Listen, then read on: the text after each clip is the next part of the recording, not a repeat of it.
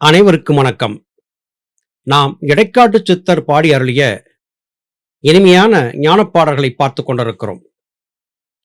ஞானிகள் மகான்களுடைய வார்த்தை நம்மை கடைத்தேற்றக்கூடிய தோணியாக இருக்கிறது என்று சித்தர்கள் சொல்கிறார்கள். எம்பெருமான் ஈசன் பிறவிப் பெருங்கடலிலே இருந்து நம்மை மீட்டு கரை சேர்க்கக்கூடியவர் என்று குறிக்கும் விதமாக எம்பெருமான் ஈசனுக்கு தோணியப்பர் என்கிற பெயரும் கூட வழங்கப்பட்டு வருகிறது. இன்றைய பாடல்கள் மிக நுணுக்கமான நல்ல பல கருத்துக்களை நமக்கு சொல்லித்தர இருக்கின்றன. தொல்லை பிறவி தொலைக்கார்க்கு முத்திதான் இல்லை என்று ஊதுகுழல் கோடே இல்லை என்று ஊதுகுழல். இந்த பிறவி என்பது ஆனந்தமயமானது அல்ல, இது தொல்லை பிறவி. இந்த தொல்லை பிறவியை தொலைக்காத வகையிலே ஒருவருக்கு முத்தி கிடைக்காது. முத்தி என்றால் என்ன? பிறவி ஏன் ஏற்படுகிறது? முத்தி என்பது முற்றும் முடிந்து போன ஒரு முடிவான நிலை என்று ஆகும். பிறப்பு இறப்பு என்கிற சங்கிலி முற்றுமுதலாக அறுந்து போய் எப்போது ஒரு முடிவுக்கு வருகிறதோ அதுதான் தொல்லை பிறவி தொலைந்த இடமும் முத்தி பெற்ற இடமும் என்று இடைக்காட்டு சித்தர் குறிப்பிடுகிறார். நாம் வாழ்ந்திருக்கும் இந்த பிறவி புலன்கள் சார்ந்து இந்த உலகத்தை பார்க்கிற காரணத்தால் அற்ப ஆனந்தங்கள் மாத்திரமே பிறவியின் குறிக்கோள் என்ற எண்ணத்தை நமக்கு ஏற்படுத்தி கொண்டே இருக்கிறது. இந்த பிறவியை எப்படி தொலைப்பது? உத்தம ஞானிகள் மகான்களுடைய வார்த்தைகளை கேட்பது, அவர்களுடைய அறிவுரைகளை செவிமடுத்து அவர்களுடைய வழிகாட்டுதல் படி வாழ்ந்து பயணிப்பது, இவை மாத்திரமே இந்த பிறப்பு இறப்பு என்கிற இந்த பிறவித் தொல்லைக்கு முற்றுப்புள்ளி வைக்கக்கூடிய காரியமாக இருக்கும் என்பதே இடைக்காட்டு சித்தர் இங்கே நமக்கு சொல்லக்கூடிய கருத்தாக இருக்கிறது. இந்திர போகங்கள் எய்தினும் தொல்லை என்று அந்தமாய் ஊதுகுழல் கோனே அந்தமாய் ஊதுகுழல். இந்த மானுட உடல் வாழ்க்கையிலே மற்றவர்கள் பார்த்து பொறாமை கொள்ளும்படியாக மாட மாளிகை கூட கோபுரங்களை கட்டிக்கொள்வதும், அலங்காரமான மகிழுந்துகளை வாங்கி பயணிப்பதும், அழகழகான ஆடைகளை உடுத்தி மகிழ்வதும், ஆபரணங்களை உடல் முழுவதும் போட்டுக்கொள்வதும் ஆனந்தம் என்று மனிதர் கருதியிருக்கிறார்கள். ஆனால் இந்த ஆனந்தங்களுக்கு அப்பாற்பட்டு எந்த ஒரு விடயத்திற்கும் அதிகமாக ஈடுபாடு காட்டாமல் மற்றவர்கள் மீது தூய அன்பை செலுத்த வல்ல ஆன்மாக்கள் இந்த பூவுலகில் இருந்து கொண்டே இருக்கின்றன. இந்த உலகம் இன்னமும் அழியாமல் வாழ்கிறது என்றால், இந்த உலகில் இன்னமும் மழை பொழிகிறது என்றால், இது போன்ற நல்லவர்களின் செயல்பாடுகளே காரணம். அடியனுடைய வாழ்க்கையிலே இது போன்ற அன்பு கொண்ட உறவுகள் அடியனுக்கு வாய்த்திருக்கின்றன. எந்தவிதமான நிபந்தனையும் இல்லாமல் அடியன் மீது அன்பு செலுத்தக்கூடிய அந்த ஆன்மாக்கள் இருக்கத்தான் செய்கின்றன. ஆனால் இந்த உலக வாழ்க்கையிலே தேவேந்திரனுக்கு இணையான போகபோக்கியங்களை குவித்து வைத்து அனுபவிக்கக்கூடியவர்களாக இருந்தாலும் கூட அவர்களுக்கு இந்த உடல் வாழ்க்கை தொல்லையான ஒன்றுதான், அது இன்பமான ஒன்று அல்ல. இந்த அற்ப உடல் வாழ்க்கைக்கு இச்சை கொண்டு அரிதிலும் அரிதாக கிடைத்த இந்த மானுட உடலை வீணடித்து விடாமல் முத்தி மோட்சத்திற்கான பாதையிலே பயணிக்க வேண்டும் என்று இடைக்காட்டு சித்தர் இங்கே சொல்கிறார். மோன நிலையினின் முத்தி உண்டாம் என்றே கானமாய் ஊதுகுழல் கோனே கானமாய் ஊதுகுழல். மோன நிலை வாய்த்தால் முத்தி வாய்க்கும் என்று இடைக்காட்டுச் சித்தர் இங்கே சொல்கிறார். மோன நிலை என்றால் என்ன? நான் இன்று பேசாவிரதம் இருக்கிறேன் என்று சொல்லி ஒரு காகிதத்திலோ அல்லது வேறு ஏதோ ஒன்றிலோ எழுதி காட்டுவது, கைகளை அசைத்து ஜாடையாக பேசுவது, இவை மோனம் அல்லது மௌனம் என்று ஆகிவிடுமா என்றால் இல்லை.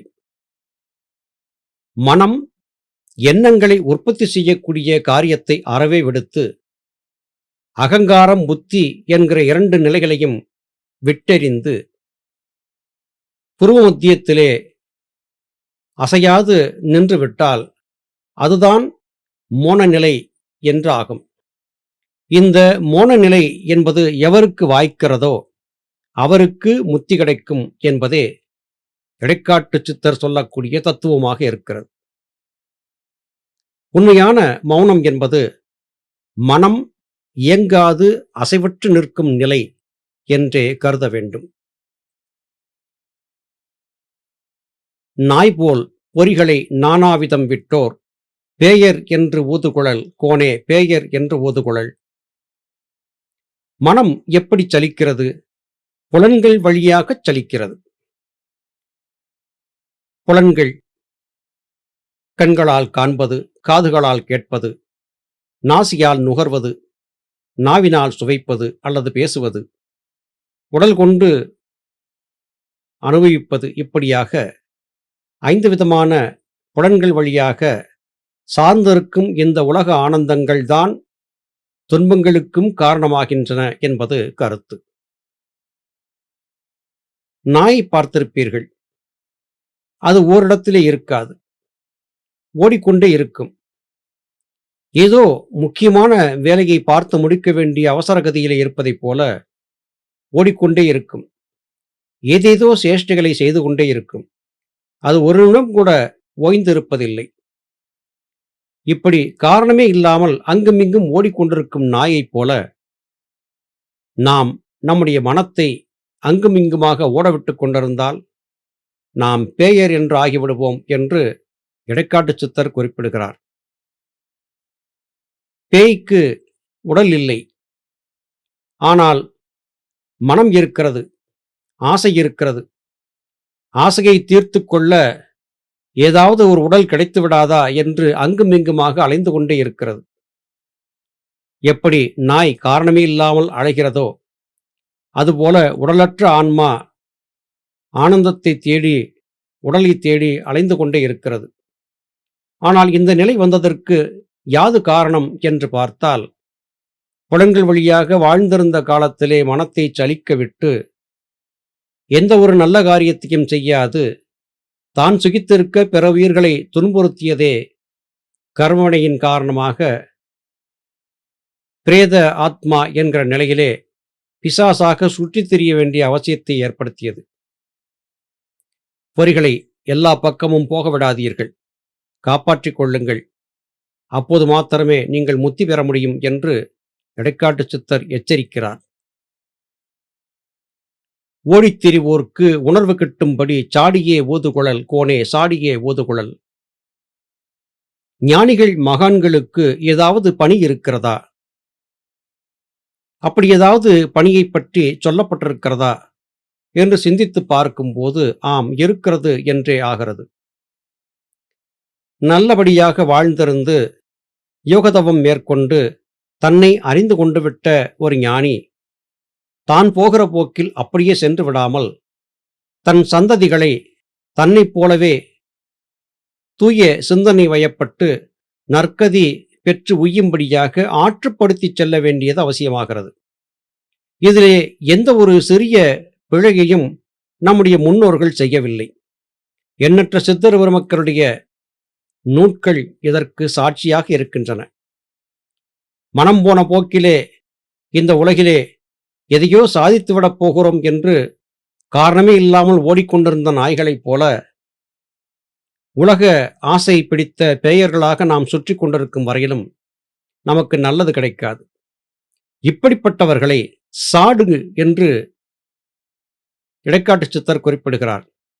அடே மானிடா, தவறாக ஓடிக்கொண்டிருக்கிறாய். உன்னுடைய ஓட்டம் வீண். உன்னுடைய ஆயுட்காலம் முடியப் போகிறது.